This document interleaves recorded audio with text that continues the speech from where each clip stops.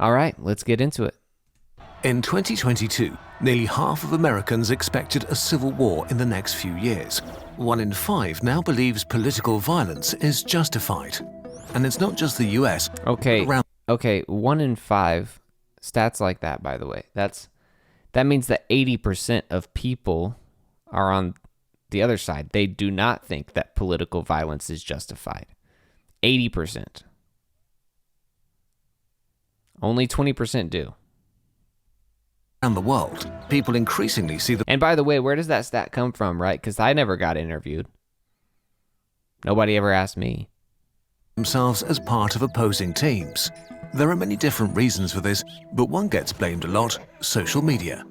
Social media divides us, makes us more extreme and less empathetic. It riles us up or sucks us into doom scrolling, making us stressed and depressed. This is true.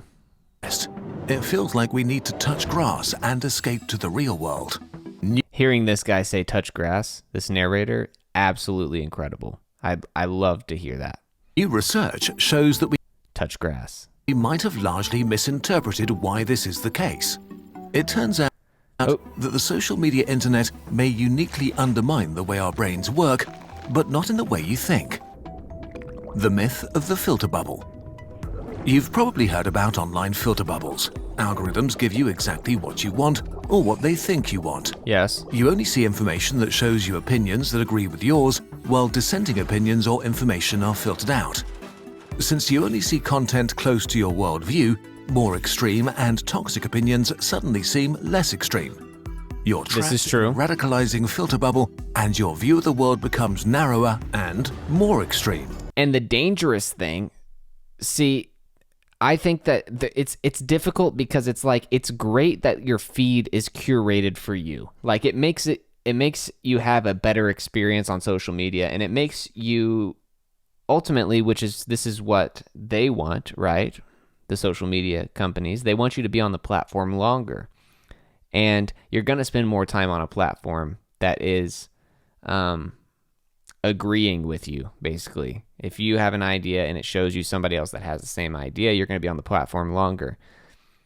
It makes for a better user experience, which makes the user spend more time on the app, which makes the company better.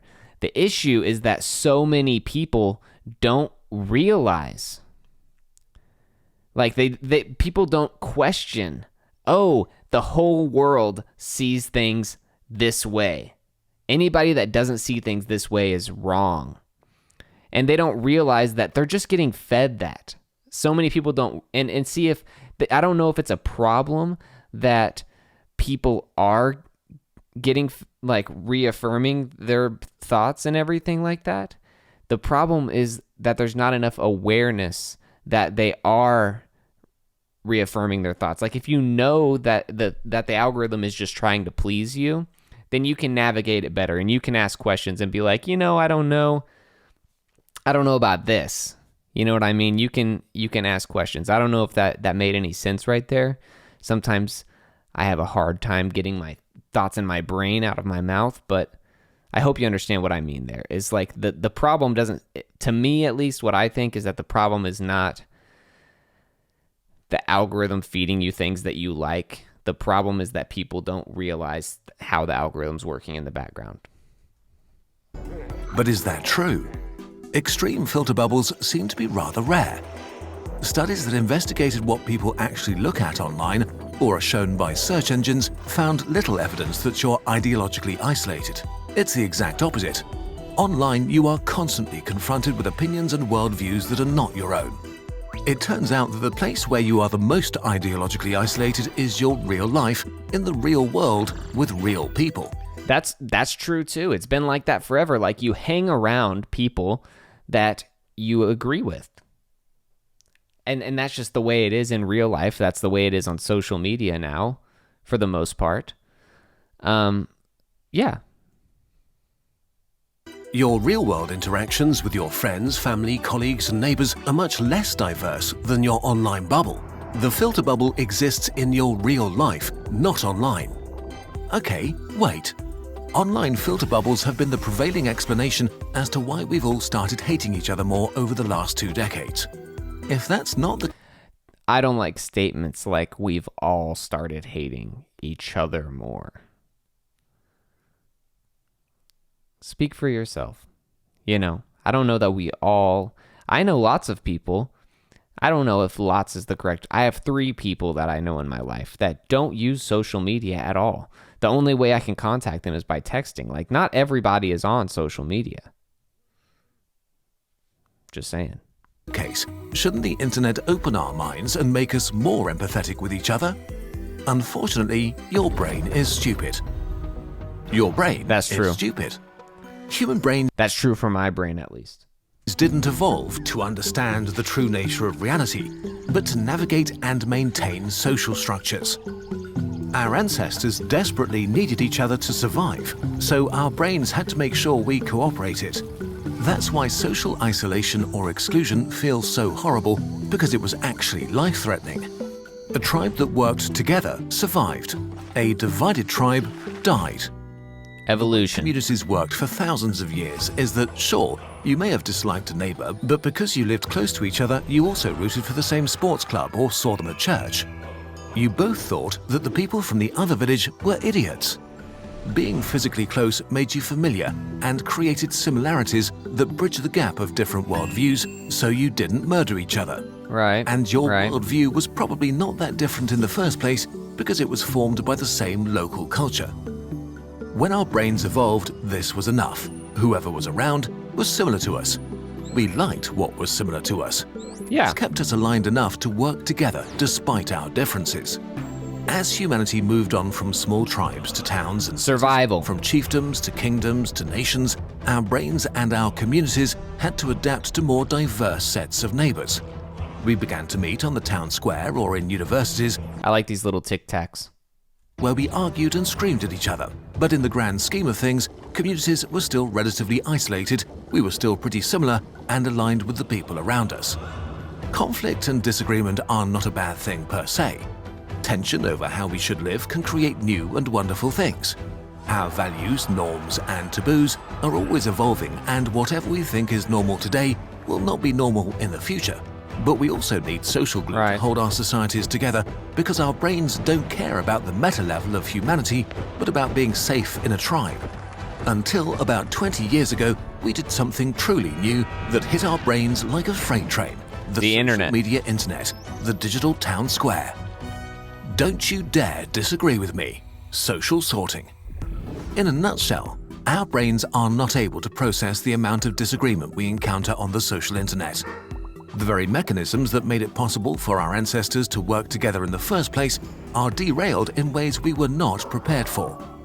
Whether you want it to or not, your brain sorts people by worldviews and opinions into teams. This is not simply tribalism, it goes further. Researchers have called this process social sorting. On the digital town square, you encounter people that express opinions or share information that clash with your worldview.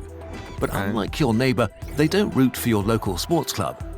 You're missing the local social glue your brain needs to align with them. You have nothing in common.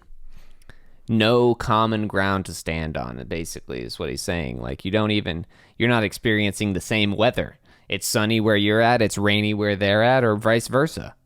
I feel like every time I have encounters with people, you want to find something to connect on. You're searching for something to connect on. And it's rare that you can't find anything to connect on. But on the internet, it's easier because somebody's somewhere totally different. Like, think about, the small talk. The common small talk is you talk about the weather. Whenever you see somebody that you're not that familiar with, you talk about the weather because they're experiencing the same weather as you.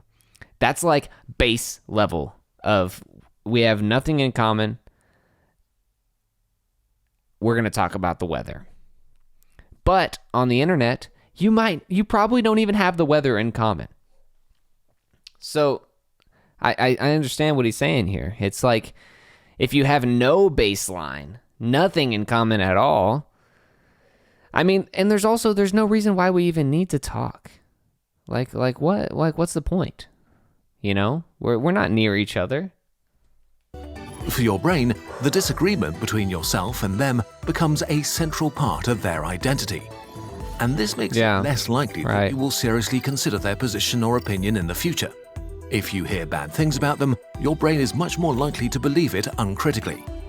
On the flip side, there are people who share your worldview and are maybe even more similar to you than many people in your real life, which makes your brain like them a lot and kind of hyper-align with them. People who think like you are probably good people because you're a good person and whatever social group you belong to is good.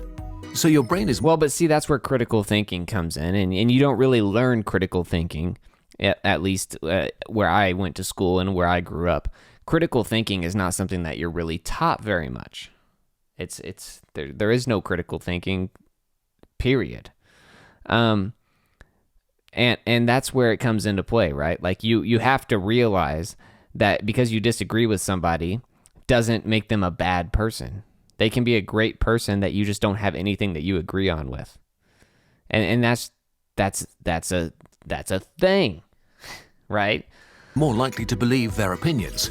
If you hear bad things about them, your brain is much more likely to dismiss it uncritically. The engagement-driven social internet makes it worse because it wants to keep you online as long as possible. And the most engaging emotion is, unfortunately, anger. Right. The more angry you get, the more likely you are to share and engage, and this leads to social media amplifying the most extreme and controversial opinions. It optimizes not only to show us disagreement, but the worst disagreement possible.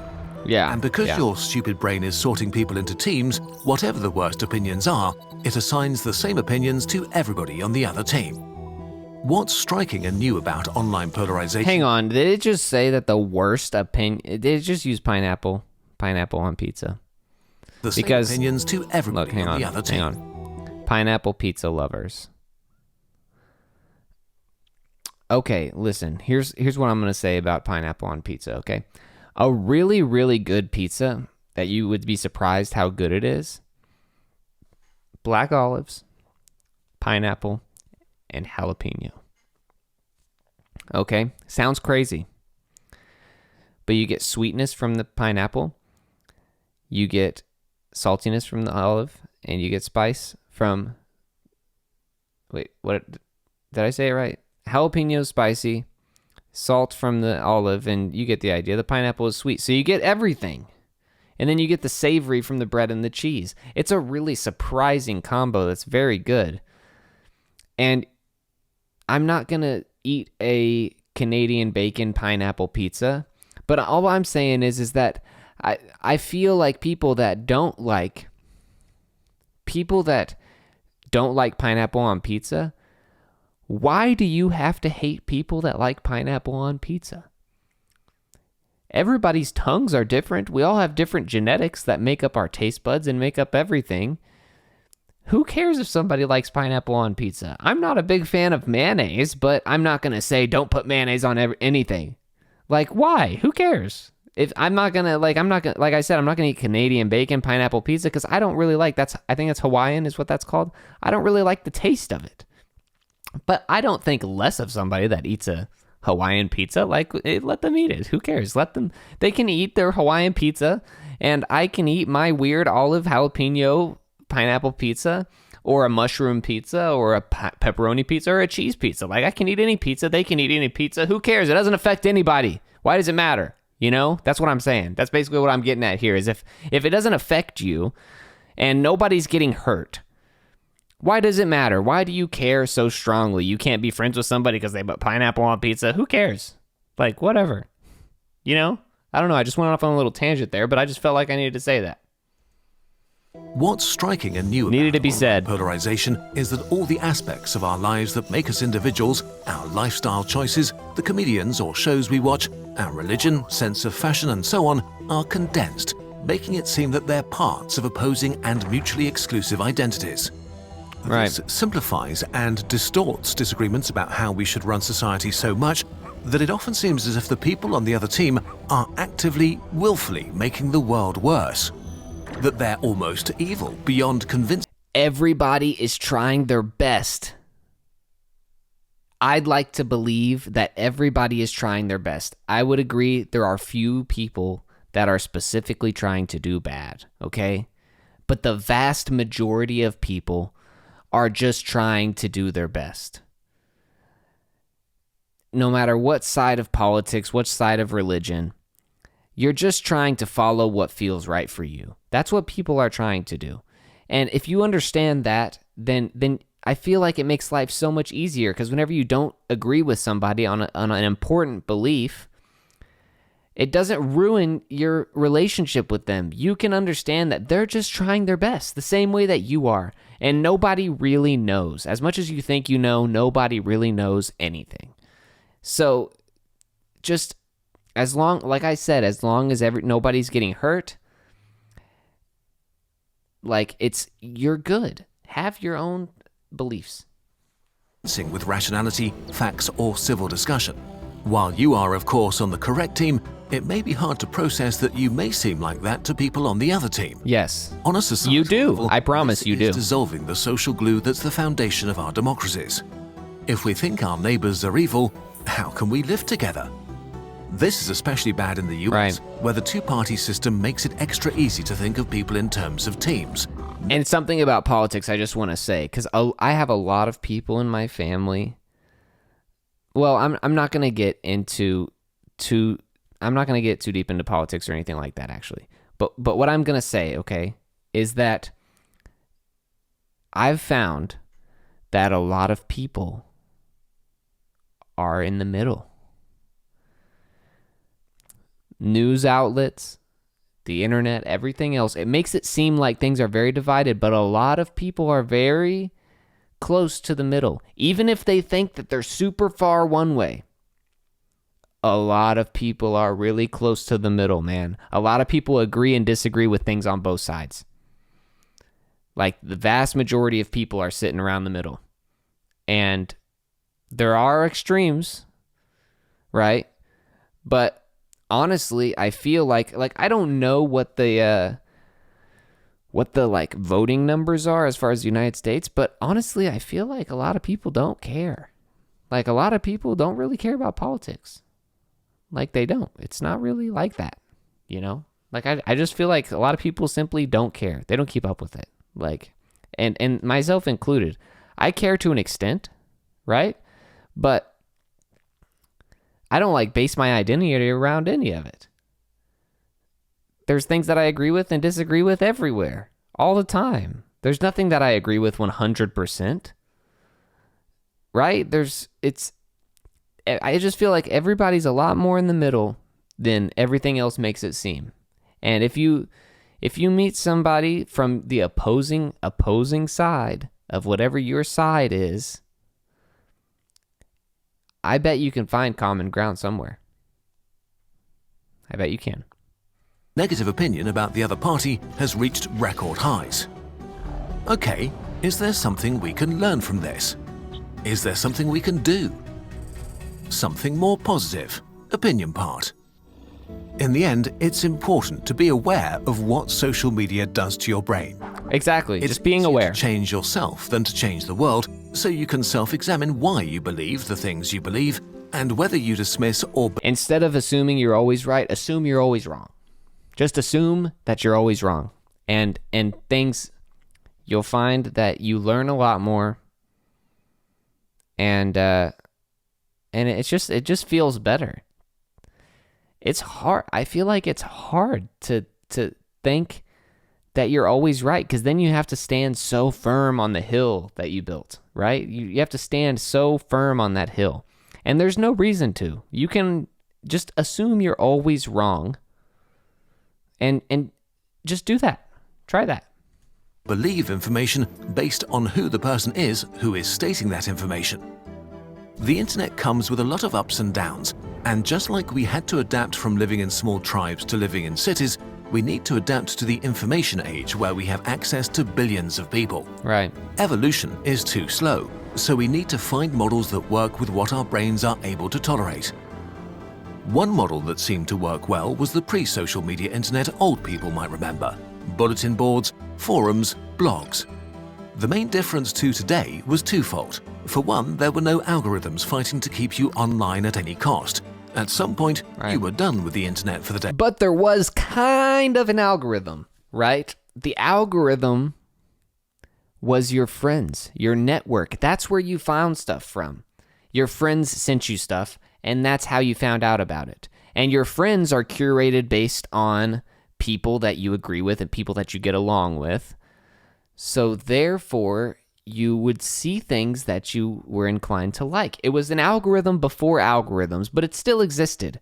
Like, your information that you were getting was still filtered and still skewed, maybe even more, because it was on an even more micro level of like, you've got 5 friends that are sending you stuff. The algorithm's taking information from everywhere, right? You've got 5 friends. If you're lucky. If you're me, you've got like 1. Maybe 2. Maybe 0. But regardless, the information's being filtered. And it's always been filtered. As mind-blowing as this may sound.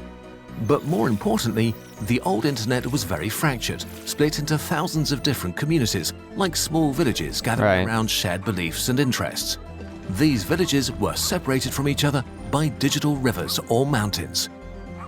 These communities worked because they mirrored real life much more than social media. Each village had its own culture and set of rules. Maybe one community was into rough humor and soft moderation, another had strict rules and banned easily.